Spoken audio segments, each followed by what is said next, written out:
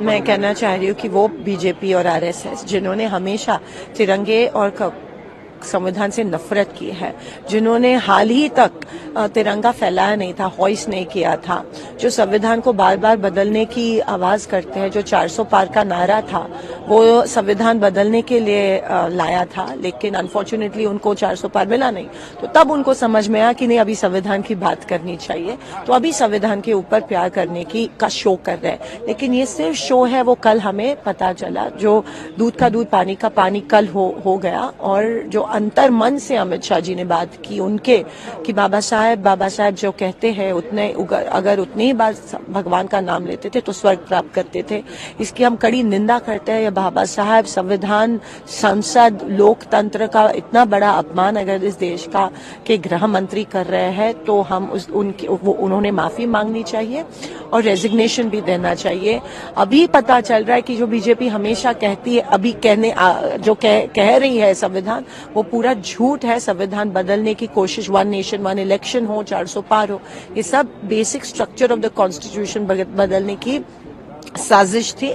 और वो जो उनका असली चेहरा कल बाहर आया। प्रधानमंत्री जी ने ट्वीट किया और कहा कि नहीं, जब देश में इतनी सारी मुसीबतें हैं, जैसे बेरोजगारी, अदानी होगा, महंगाई के विषय है, किसानों के विषय है, इसके ऊपर चर्चा होनी चाहिए।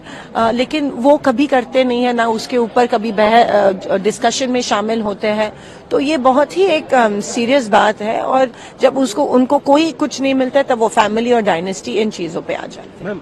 देखिए, बाबा साहब भारत रत्न भीमराव अम्बेडकर, डॉक्टर भीमराव अम्बेडकर के अपमान को हमारे जैसा कार्यकर्ता जो आज बाय वर्चू ऑफ बाबा साहब के संविधान के द्वारा है, I belong to schedule caste, my sub caste is Pasi, तो whatever I am here, तो मैं समझता हूं वो बाबा साहब भीमराव अम्बेडकर क्या देन है।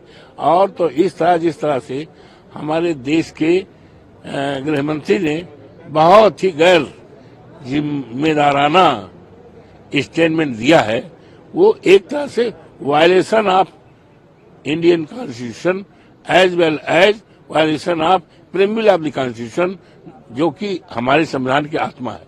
और we can not tolerate. No no no no, ऐसा है, बीजेपी क्या कहती है और क्या करती है, it is well known country. और सो फार एज कि हम संविधान ने वहां सदन नहीं चलने देना चाहते।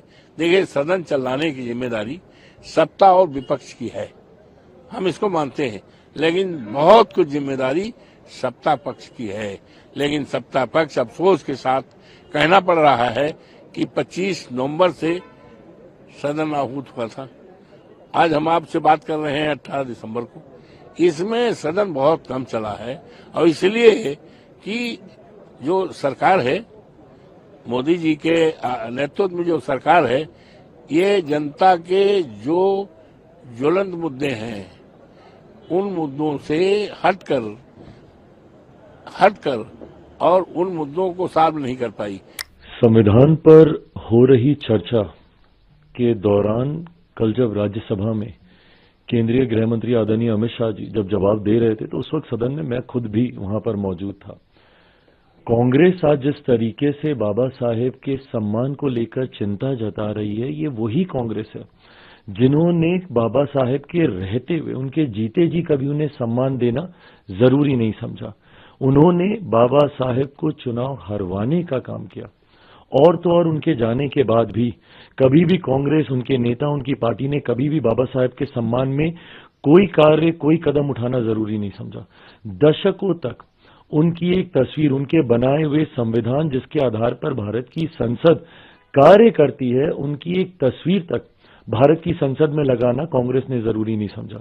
पहली बार बाबा साहेब का तैलचित्र भारत की संसद में तब लगा जब देश में एक गैर कांग्रेसी सरकार आई। वीपी सिंह जी जब देश के प्रधानमंत्री थे, जिसमें मेरे नेता, मेरे पिता आदरणीय रामविलास पासवान जी श्रम एवं कल्याण मंत्री थे, उस वक्त पहली बार भारत की संसद में डॉक्टर बाबा साहेब भीमराव अम्बेडकर जी की तस्वीर को भारत की संसद में लगाया गया, जबकि तब तक कांग्रेस के कई नेताओं की तस्वीर, बल्कि एक परिवार के 3-3 सदस्यों की तस्वीर भारत के संसद के सेंट्रल हॉल में लगी हुई थी। बाबा साहेब के सम्मान में इन्होंने भारत रत्न तक उन्हें देना जरूरी नहीं समझा, जिन्होंने हमारे देश के संविधान को बनाने का काम किया। उनको भारत रत्न भी उसी गैर कांग्रेसी सरकार के दौरान दिया गया। उनके जन्म दिवस पे छुट्टी की घोषणा उस वक्त की गई। आज कांग्रेस बस एक प्रतिस्पर्धा में, क्यों? क्योंकि हमारे प्रधानमंत्री आदरणीय नरेंद्र मोदी जी, हमारी केंद्र की एनडीए की सरकार ने एक एक करके बाबा साहेब से जुड़े हुए हर उस स्थल को चिन्हित कर विकसित करने का काम किया। भले वो मऊ में उनका जन्म स्थल हो, या जहां पे उन्होंने दीक्षा हासिल की नागपुर में उनकी दीक्षा भूमि हो, या जहां पे उन्होंने शिक्षा हासिल की लंदन में, उस स्थल को चिन्हित कर उसको विकसित करने का काम किया। यहाँ पर जहां पर रहते थे दिल्ली में अकबर अली रोड, उसको चिन्हित करने का काम किया। जहां पर उन्होंने चैत्य भूमि मुंबई में, इन तमाम स्थलों को पांचों स्थानों को 30 स्थल के तौर पर चिन्हित कर उसको विकसित करने का काम किया। इस प्रतिस्पर्धा में आज कांग्रेस कहीं पीछे ना छूट जाए बाबा साहेब का नाम लेने के लिए, इसलिए आज वो उनका नाम लेने का काम कर रहे हैं। जबकि हकीकत है, जब तक कांग्रेस सत्ता में रही, इन्होंने बाबा साहेब का नाम लेना तो दूर की बात है, उनके नाम को भुलाने का काम किया। उनको जीते जी सम्मान नहीं दिया, उनके जाने के बाद उनको सम्मान देने का काम नहीं किया। और आज उसी कांग्रेस पार्टी को बाबा साहेब के सम्मान की चिंता हो रही है। ये सिर्फ दिखावी बातें हैं। हकीकत है, देश में अगर किसी ने बाबा साहेब को सम्मान देने का काम किया तो वो हमारी मौजूदा एनडीए की सरकार है, वो हमारे मौजूदा प्रधानमंत्री आदरणीय नरेंद्र मोदी जी हैं। कांग्रेस सिर्फ दिखावा कर रही है। प्रधानमंत्री जी का ट्वीट आप देखेंगे, उसमें तमाम उन बातों को स्पष्ट तौर से कहा गया है, और उन्होंने कहीं ना कहीं कांग्रेस को आईना दिखाने का काम किया उस ट्वीट में। और ये वही बातें हैं, कांग्रेस की कथनी करनी में आपको फर्क साफ दिखाई देगा। आज जिनकी उनको इतनी चिंता हो रही है, क्यों नहीं कांग्रेस ने उनको सम्मान देने का काम किया? कोई एक ही कार्य कर देते। आपने उन्हें भारत रत्न नहीं दिया, कोई बात नहीं। आपने उनके जन्म दिवस पर छुट्टी की घोषणा नहीं की, कोई बात नहीं। कम से कम उनकी एक तस्वीर तो भारत की संसद में लगनी बनती थी ना। क्यों नहीं कांग्रेस ने दशकों तक 89 तक कांग्रेस की सरकार निरंतरता में रही। बीच में कुछ साल छोड़ दें तो इन्हीं की अधिकांश समय इनकी सरकार रही, और इन्होंने एक तस्वीर तक उनकी लगाना जरूरी नहीं समझा। आज प्रधानमंत्री जी ने इन तमाम बातों का जिक्र अपने ट्वीट में किया है, और यह दर्शाता है कि हमारा समर्पण दिखावे के लिए नहीं है, हमारा समर्पण डॉक्टर बाबा साहेब भीमराव अम्बेडकर जी के विचारों को लेकर है। और वहीं कांग्रेस सिर्फ दिखावा कर रही है। बाबा साहब ने कहा था कि जो संविधान में समता के अवसर दिए गए हैं, एजुकेशन में, राजनीति में और आर्थिक स्थिति सुधारने में, तो एक समय ऐसा आएगा कि वंचित वर्ग के लोग भी पढ़ लिख कर आर्थिक रूप से मजबूत होकर आगे बढ़ेंगे, और 21वीं सदी कमजोर वर्गों के लोगों की होगी। तो आज जब आपने कहा कि बहुत सारी पार्टियों ने जय भीम के नारे लगाए, तो दिल में बड़ी खुशी हुई कि जय भीम के नारे लगने चाहिए। हालांकि ये भी सच है कि बहुत सारी पार्टियों का जय भीम सिर्फ दिखावा है, चुनावी दिखावा। क्योंकि जब उनकी सरकारों में उनको मौका मिलता है कि वो जय भीम और बाबा साहब अम्बेडकर के विचारों पर चलने का काम करे, तो वहां वो चूक जाती। तो ये बड़ा दुखद है। सिर्फ दिखावे के लिए बाबा साहब अम्बेडकर के नाम का प्रयोग नहीं होना चाहिए। एक बड़ी चिंता जो है, कल से जो राज्यसभा में होम मिनिस्टर ने जो बयान दिया है, हालांकि उनका जो बयान था वो पूरे रूप से वो कांग्रेस पे एक हमला था, लेकिन जिस तरह के शब्दों का प्रयोग उन्होंने किया, उससे एक बड़ा आक्रोश जो है हक वंचित समाज में, उनमें गहरी चिंता है।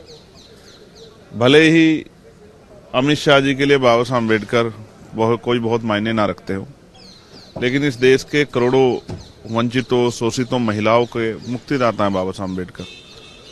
और जहां तक मैं समझता हूं, उन्होंने जो कार्य किए हैं उनका योगदान भुलाया नहीं जा सकता। किसी को मजबूरी में और किसी को जरूरत में बाबा साहब अम्बेडकर का नाम लेना ही पड़ता है। मैं यहाँ मैं ये भी कहना चाहता हूं कि भाई बाबा साहब अम्बेडकर सदा थे, सदा हैं और सदा रहेंगे। लेकिन अमित शाह जी और प्राइम मिनिस्टर को शायद ये आभास नहीं है कि आज वो अगर गृह मंत्री हैं या प्रधानमंत्री हैं तो वो भगवान की देन नहीं है, बाबा साहब अम्बेडकर के संविधान की देन है। आज वो अगर गृह मंत्री या प्राइम मिनिस्टर हैं तो बाबा साहब के संविधान की वजह से हैं। और अहंकार बहुत अच्छा नहीं होता है। जैसे मैंने आपसे कहा कि ना सदा कांग्रेस सत्ता में रही और ना सदा भाजपा सत्ता में रहेगी। एक समय आएगा कि इसी देश के लोग इस भारतीय जनता पार्टी की सरकार को उखाड़ कर फेंक देंगे। तो मैं स्पष्ट रूप से कहना चाहता हूं कि इस तरह का बयान अम्बेडकरवादी तो किसी भी कीमत पर बर्दाश्त नहीं करेंगे। पूरे देश में अम्बेडकरवादियों में इस बात को लेकर गुस्सा है और मैं स्पष्ट तौर पर कहना चाहता हूं कि ये बयान जो है शर्मनाक है। लेकिन जो इस बयान के नाम पे नारे लगा रहे हैं उनको भी कहना चाहता हूं कि जहां उनकी सरकार है वहां बाबा साहब अम्बेडकर के विचारों के आधार पर आप सरकार चलाएं तो शायद जो है बाबा साहब अम्बेडकर का नारा लगाना है, जय भीम का नारा लगाना